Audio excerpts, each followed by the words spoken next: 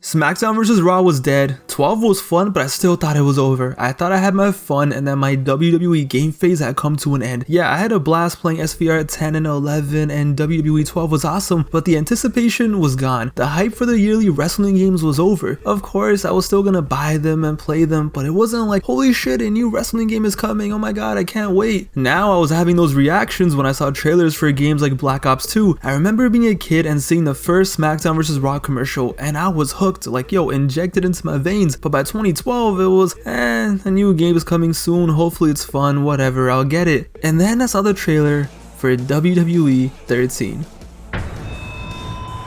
Welcome to the revolution. And I had that feeling again, I had that hype, I felt like a little kid again. The Attitude Era, biggest roster ever, join the revolution, this and that. I was sold. The vibe going into this game was so different than the other years. See, 2010's commercial was a kid in the kitchen with his mom. 11 and 12 was just, oh hey, we made a wrestling game, it's fun, you should buy it. But 13, it was like, yo, get the fuck up, shit is about to go down. From the cover to the aesthetic, the color schemes, the focus on the Attitude Era, the commercials, Mike Tyson being in the damn game. Yo, we had Stone Cold Steve Austin and CM Punk have beef to sell this video game. It just created this hype, this aura, this mystique that we hadn't seen for a wrestling game in a long time. This felt like it was going to be something special, like it wasn't just another yearly WWE game, which of course it was, but it didn't matter. We wanted this, we were hyped for it. I once again felt like a little kid all excited for this. Me and my friends who were in high school and none of them watched WWE anymore, even they were like, yo, that game looks pretty fire. WWE 13 had all the hype you could imagine a WWE game having. So let's go back and take a look at WWE 13.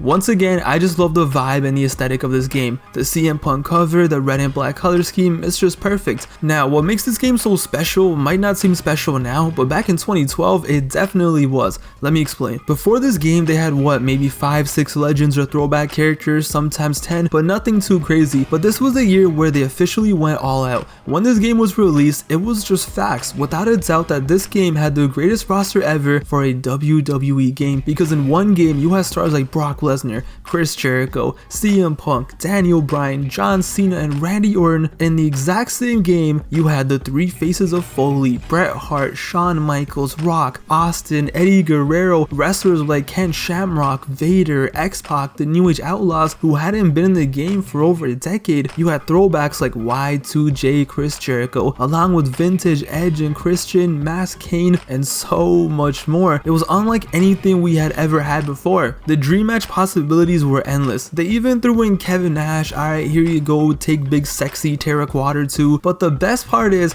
they had 2004 John Cena. Yes, they had the Doctor of Thugonomics, John Cena, complete with the word life theme and all in this game. That was enough for me to buy this game. But without a doubt, at this point, this was the greatest roster ever assembled in a wrestling game, and it was the largest. Current stars, Attitude Era stars, and of course you still had the legendary creation suite. So if you wanted to make a wrestler that wasn't in the game, go ahead. The roster was definitely a 10 out of 10. It blew away any roster we had before this. Yo, just compare this to SVR 09 where we had like 2-3 legends in the entire roster and they had to fill it out with people like Masked Man.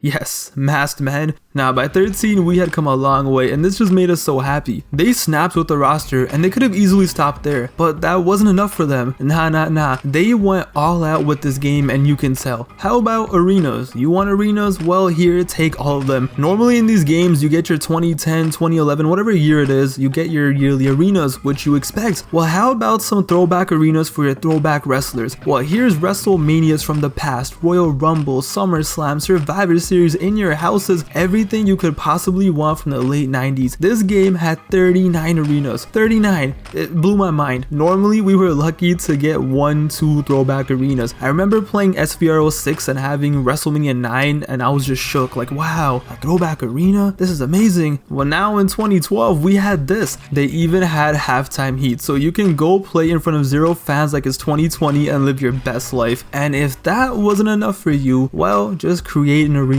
and officially create a arena is elite now, because now you can edit the stage. So you want the SmackDown Fist stage for your 2004 John Cena? Well, just make it, and it's so easy. They even give you all the logos you could possibly need. I made this in 5 minutes, and it isn't even that bad. Kids these days are so spoiled. Every year they get the largest roster ever, more arenas, this and that. We struggled for years. We played SVR 09, we played SVR 10, which had like 5 legends in the entire game. So for us to now finally get this meant everything to us. This is what we always wanted. This was me before I even played one match.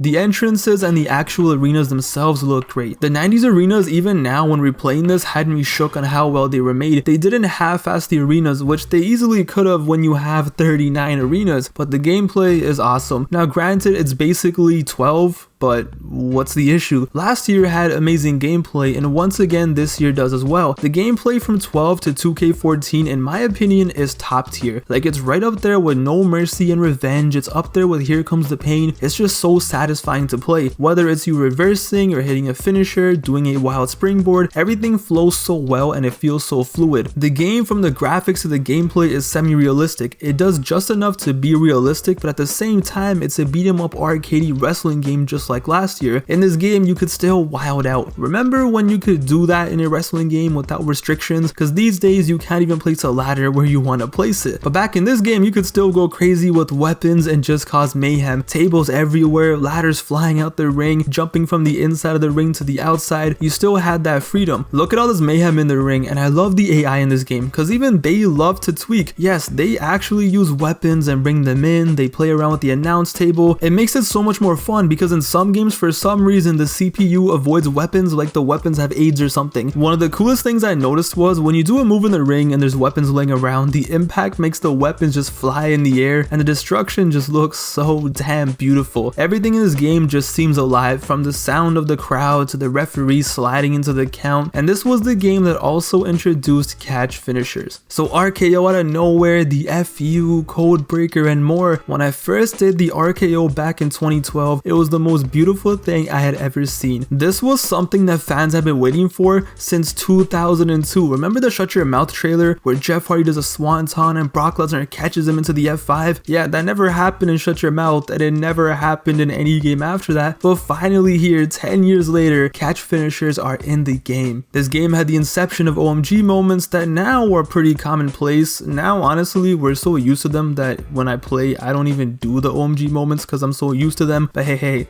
back in 2012, okay, these were special. Back in my day, catch finishers and OMG moments, along with the smooth ass gameplay and still having the ability to do whatever you want without restrictions, you can legit spend hours just sitting there playing exhibition matches non-stop and not be bored. WWE 12 gameplay was already amazing, so they took that and they added some elite quality of life updates. Now the question is, does this game have glitches? Shit, is water wet? Yeah, no, glitches are everywhere. But the thing is, as crazy as this will sound, I can tolerate these glitches. If anything, the glitches make it even more fun. It's not like 2K20 where the glitches make you want to kill yourself for spending $60 on the game. Here a glitch happens, it's over, and you pretend like nothing happened and you just live happily ever after. Nah, for real though, I love this game. Was it the revolution they told us it was gonna be? Nah, not at all, but it was a damn fine wrestling game. I mean, which other wrestling game will let you be the special guest referee and do a screw job finish? Back in 2012, which other WWE game let you do this?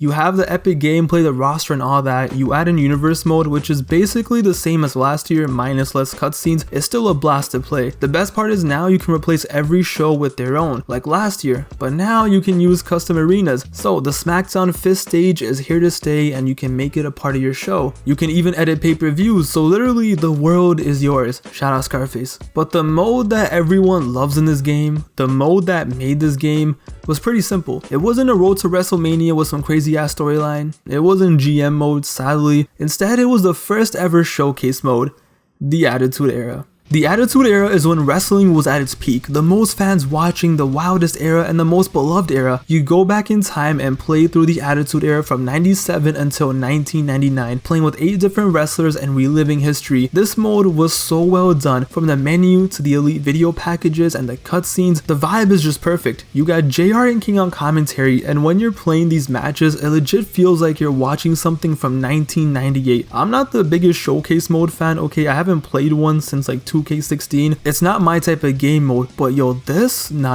was perfectly made. It was fresh, it was exciting, it was different, and as someone who sadly missed the Attitude Era by a few years, this showed you and let you play through so many fun moments that you had heard about or seen clips about. The recreation of iconic moments in this game is just beautiful. I don't know what else to say. They use real audio, so when you have the debut of Cactus Jack being played out in this game, it just has you so immersed. They recreated the iconic 3 Faces of Foley promo, and what is great is that it's not just the super famous moments that are covered. It's not just, hey, back in the Attitude Era, Austin versus Michaels, Austin versus Rock, or some guy named Kane made his debut, which of course you get, but you also get the kind of forgotten moments like Taker in the body bag and HBK climbing up the Tron to run for his life, Taker and Austin in the hearse. And yo, honestly, I never thought I would see the day that the Montreal Screwjob would be recreated in a video game. And no, not just the Screwjob, not just the match itself, but they even had this promo of them backstage planning it out. They had everything all the way down to the little things, like Brett spelling out WCW. Nah, this game mode was showcase mode done right. This game mode was fire. The effort that went into this was visible. The video packages are top class. The photos you unlock are amazing to look at. And just going back to play moments like Mankind and The Undertaker in that Hell in a Cell is a blast. I just wish it was longer. If only they had the year 2000 and ended with WrestleMania 17, but without the Hardys, Dudleys, and Angle being in the game, that's almost impossible to do. But no, there's a lot of content, it's deep and it's fun, and just go back and play this mode. If you grew up in the Attitude Era, of course you will love it. If you're like me and you're a wrestling nerd but you missed out on the Attitude Era, you'll still love this. I don't know, man, I don't know how they did it, but they made showcase mode into some elite story where it feels like you're actually playing a story mode. It doesn't feel like,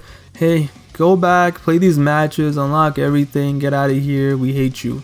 Nah, it was just fun. When this game came out, it had the best roster, the best arena selection, and the best creation suite in WWE game history. A brand new Attitude Era mode, universe mode, create a story, and at the end of the day, elite gameplay. Gameplay that still holds up in 2020. It's fair to say that this game lived up to all the hype. Was it a revolution? Nah, it was just another yearly WWE game, but shit, it was fun. I have so many fond memories with this game, and I'm sure you guys do too. I was in grade 9 when this came out, so I literally felt like I was outgrowing wrestling, but I would play this non-stop and I'll be like, yo, I love wrestling. I never thought back in 2012 that I would have so much fun playing a wrestling game that didn't have a season mode or a road to WrestleMania, but I definitely did. This is an all-time great wrestling game, and I know a lot of people say that this is their favorite wrestling game of all time, and I get it. Personally, not mine. But yo, without a doubt, it's a classic. This was also the end of an era because this was the last game published by THQ, and man, what a way to go out. This is one of those rare wrestling games where it's just universally loved. Like, it's hard to find someone who hates this game. This game was just special, and I'm glad it was a part of my, well, not my childhood, because by now in 2012 I wasn't a kid anymore. I'm happy it was a part of my teenage years. Okay, honestly though, the fact that this game came out 8 years ago makes me feel so damn old. Alright, before I go though, I just gotta say one thing. Let me hear you say, whoa, we want a revolution. WWE 13 is a certified classic.